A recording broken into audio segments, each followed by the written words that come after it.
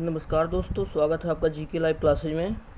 आज हम देखेंगे पारिस्थितिकी और पर्यावरण से कुछ महत्वपूर्ण क्वेश्चन आंसर जो कि ऑनलाइन के फॉर्मेट में है। ये क्वेश्चन यूपी ट्रिपल सी पेट के लिए और यूपीएसआई के लिए बहुत इंपॉर्टेंट है। ये सारे क्वेश्चन कहीं ना कहीं एग्जाम में आए हुए हैं। तो चलिए शुरू करते हैं। पहला क्वेश्चन है आपका, राजीव गांधी के नेतृत्व में पर्यावरण एवं वन मंत्रालय का सृजन कब किया गया, यानी पर्यावरण एवं वन मंत्रालय कब बना था। तो आपका 17 सितंबर 1985 को ये विभाग बनाया गया था। अगला क्वेश्चन देखते हैं, पर्यावरण संरक्षण अधिनियम कब पारित किया गया। ये बहुत इंपॉर्टेंट है, कई जगह है क्वेश्चन, कई बार आ चुका है। तो पर्यावरण संरक्षण अधिनियम आपका 1986 में बनाया गया था, पर्यावरण संरक्षण अधिनियम। अगला क्वेश्चन है, राजीव गांधी ने अपने शासनकाल में शुरू किया था, कौन सा मंत्रालय शुरू किया था। तो आपका गंगा कार्य योजना शुरू किया था, जिसे जीएपी भी कहते हैं, गंगा कार्य योजना, जो आपको 1985 में मंत्रालय बनाया गया था।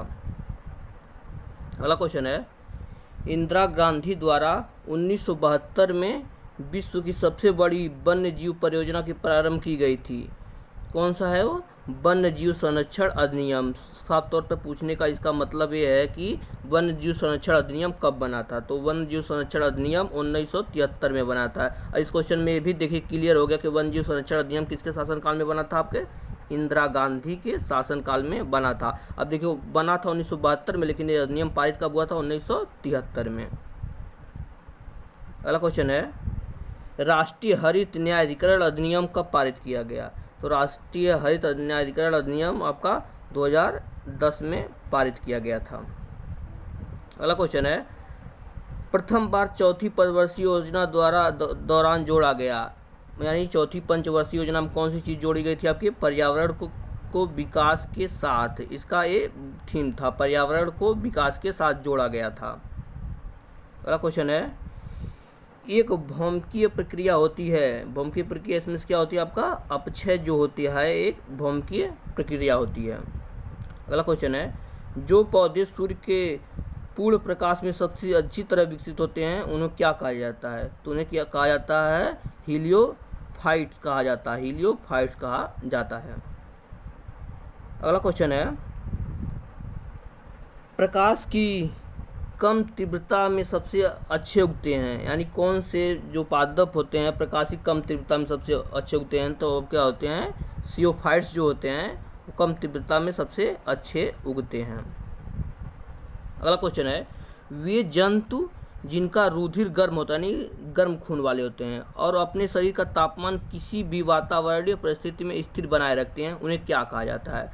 मोस्ट इंपॉर्टेंट क्वेश्चन है ये। तो उन्हें कहा जाता है हीमियोथर्मिक कहा जाता है, या उन्हें एंडोथर्मिक कहा जाता है, जिसमें पक्षी व स्तनधारी दोनों आते हैं, जिसमें पक्षी और स्तनधारी दोनों आते हैं।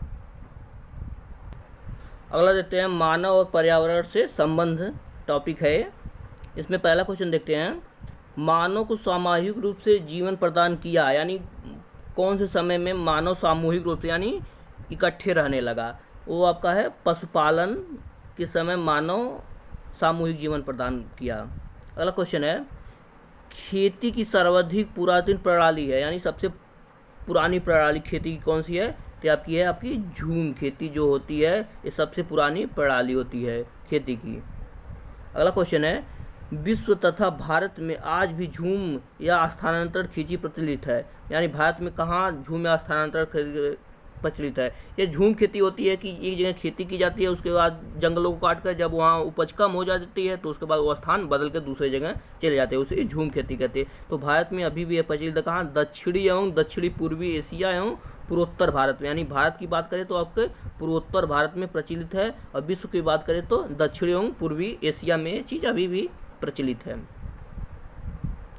अगला क्वेश्चन देखते हैं, मनुष्य के लिए सर्वाधिक कार्यक्षम तापमान तथा आर्द्रता होती है, यानी सबसे अच्छी तापक्रम मनुष्य के लिए कौन सी होती है, जिसमें वो अच्छा रहता है। तो आपका होता है 25 डिग्री सेल्सियस तापमान में मनुष्य की कार्यक्षमता प्रणाली अच्छी होती है, एवं आर्द्रता यानी नमी होती है 60% होती है। अगला क्वेश्चन है, औद्योगिक क्रांति सर्वप्रथम कहाँ हुई थी? ये मोस्ट इंपॉर्टेंट क्वेश्चन है, कई बार क्वेश्चन आ चुका है, इसे आईएमपी में रखिएगा आप लोग। औद्योगिक क्रांति सबसे पहले आपको पता है इंग्लैंड में हुई थी। औद्योगिक क्रांति की शुरुआत आपके इंग्लैंड में हुई थी। अगला क्वेश्चन है, सांस्कृतिक पर्यावरण के विभिन्न तत्वों का विकास एवं संवर्धन किस काल में हुआ? यानी सांस्कृतिक खेती है किस काल में शुरू होता है? यानी इसमें होता है कृषि के विकास विभिन्न चरणों व अवस्थाओं में होता है। कृषि का विकास के यानी समय समय पे जो कृषि का विकास हुआ है इस चरणबद्ध तरीके से हुआ था। अगला क्वेश्चन है, मानव भूगोल के जन्मदाता की संज्ञा प्रदान की गई थी। यानी मानव भूगोल के जन्मदाता या पितामह किसे कहा जाता है? तो आपके फ्रेडरिक रेटजल को कहा जाता है। यानी फ्रेडरिक रेटजल को मानव भूगोल का जन्मदाता कहा जाता है। अगला क्वेश्चन है, पर्यावरणीय समस्याओं का प्रादुर्भाव प्रारंभ हुआ था। यानी पर्यावरणीय समस्याएं किस समय में ज़्यादातर प्रारंभ होती? तो कि औद्योगिक क्रांति समय पर्यावरण की समस्या, जो गैस, जो कंपनियों से धुएं निकलते हैं, गैस ने अवशिष्ट पदार्थ निकलते हैं, इससे पर्यावरण जो आपका प्रभावित होता है।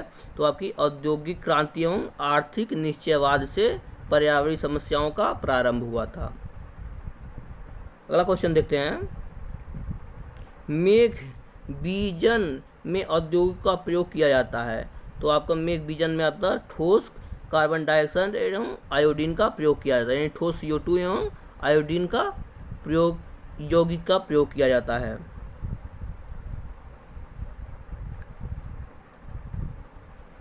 अगला देखते हैं, सर्वाधिक उर्वरक मृदा मिट्टी है। यानी सबसे अधिक पैदावार किस मिट्टी में होता है? आपका दोमट एवं मृदा की जलोढ़ मिट्टी जो होती है और सर्वाधिक उर्वरक इसमें पाया जाता है। अगला क्वेश्चन है, चूना प्रधान मृदा में उगने वाले पौधों को क्या कहा जाता है? यानी जिस मृदा में सबसे अधिक चूना होता है उसमें कौन सा पौधे सबसे अधिक उर्वरक उपज होती है? तो आपका उन्हें कहा जाता है कैल्सिकोल्स कहा जाता है। जो चूना वाले मिट्टी में पैदा होते हैं उन्हें कैल्सिकोल्स कहा जाता है।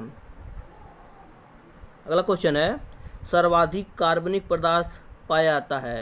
यानी किस मिट्टी में सर्वाधिक कार्बनिक पदार्थ पाया जाता है? आपकी पीट मिट्टी में सबसे अधिक कार्बनिक पदार्थ पाया जाता है। यानी पीट मिट्टी में पाया जाता है।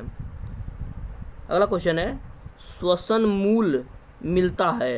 यानी श्वसन मूल किसमें मिलता है? आपका मैंग्रोव वनस्पतियों में श्वसन मूल पाया जाता है। यानी जो मैंग्रोव वनस्पतियों के मूल यानी जड़ होती हैं वो श्वसन करते हैं। श्वसन क्रिया आपके जड़ द्वारा होता है। तो मैंग्रोव जो वन होते हैं इनकी जो जड़ें होते हैं ऊपर की तरफ निकली होती है, उससे वो अपना ये श्वसन करते हैं, इसे ही श्वसन मूल कहा जाता है। तो यानी श्वसन मूल आपके मैंग्रोव वनस्पतियों में पाए जाते हैं। अगला क्वेश्चन है, पूर्ण मूल तथा स्तंभ परजीवी हैं। पूर्ण मूल तथा स्तंभ परजीवी हैं, इन्हें क्या कहा जाता है? आपके ओरोबैंकी। यानी जो पूर्ण मूल होते हैं इन्हें कहा जाता है ओरोबैंकी, और स्तंभ परजीवी होते हैं इन्हें कहा जाता है अमरबेल। अमरबेल जो होते हैं वो स्तंभ परजीवी होते हैं।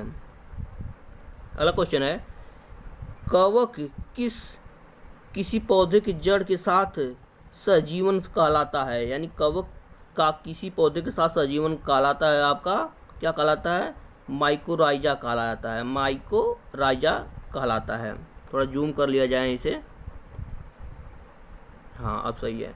अगला क्वेश्चन है, कीटभक्षी पौधे अपना भोजन स्वयं बना सकते हैं या नहीं?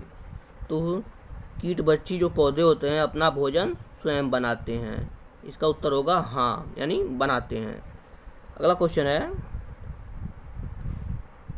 यूट्रिकोरिया नाम है आपका, यूट्रिकोरिया नेपेनिन्स डायोनिया एवं डोरेसा पौधे हैं। यानी पौधों के नाम है, किस प्रकार के पौधे हैं? ये सभी पौधे जो आपके हैं ये आपके कीटभक्षी में आते हैं। ये सभी पौधे क्या में हैं? आपके कीटभक्षी हैं सभी पौधे जिनका नाम में दिया गया है। अगला क्वेश्चन है, आम के वृक्ष का अर्धतन परजीवी है। आम के वृक्ष का अर्धतनता परजीवी है आपके क्या है? लोरेंथस है आपका। क्या है? लोरेंथस। इसका सही उत्तर हो जाएगा लोरेंथस। थोड़ा नाम कठिन है इसका, याद कीजिएगा आप लोग। अगला क्वेश्चन है, पारिस्थितिकी अध्ययन का आधारभूत इकाई है। पारिस्थितिकी के अध्ययन का आधारभूत इकाई क्या कहलाता है आपका? पारिस्थितिकी तंत्र कहलाता है। आमतौर पे क्वेश्चन वन लाइनर में पूछ लिया जाता है, तो इससे क्या कहा जाता है आपका? पारिस्थितिकी तंत्र कहलाता है। अगला क्वेश्चन है, पारिस्थितिकी तंत्र का प्रमुख चालक बल माना जाता है, यानी पारिस्थितिकी तंत्र को चलाने वाले को किसे माना जाता है? स्वाभाविक विकिरण को कहा जाता है। स्वाभाविक विकिरण को आपका क्या कहलाता है? पारिस्थितिकी तंत्र का मूल चालक कहलाता है। अगला क्वेश्चन है, आहार जाल यानी फूड जो चेन होता है की विविधता में वृद्धि का पारिस्थितिकी तंत्र पर क्या प्रभाव पड़ता है? तो आपका क्या प्रभाव पड़ता है? स्थिरता में वृद्धि होती रहती है, स्थिरता में उसके वृद्धि होती है। अगला क्वेश्चन है, सामान्य पारिस्थितिकी तंत्र की स्थिरता प्राप्त होती है तथा कायम रहती है, किसके द्वारा कायम रहती है? स्वसामयिक स्थिति क्रियाविधि द्वारा ये आपकी कायम रहती है, स्थिरता इसमें कायम रहती है। अगला क्वेश्चन है, पारिस्थितिकी तंत्र शब्द का प्रयोग सर्वप्रथम किसने किया था? मोस्ट इंपॉर्टेंट क्वेश्चन है, इसे आप लोग निश्चित रूप से याद कीजिएगा। पारिस्थितिकी तंत्र शब्द का सर्वप्रथम प्रयोग किसने किया था आपका? जीएस टेंसले ने किया था। जीएस टेंसले ने पारिस्थितिकी तंत्र शब्द का सबसे प्रथम प्रयोग किया था। अगला क्वेश्चन है, श्वसन क्रिया है, श्वसन किस प्रकार की क्रिया है? श्वसन आपका अपचायक क्रिया है। श्वसन आपका कौन सी क्रिया है? अपचायक क्रिया है। तो ये थे पर्यावरण के मोस्ट इंपॉर्टेंट क्वेश्चन। वीडियो को आप लोग लाइक जरूर कीजिएगा, कमेंट बॉक्स में जरूर बताइए कैसा था वीडियो। धन्यवाद। चैनल को सब्सक्राइब जरूर कीजिएगा। धन्यवाद।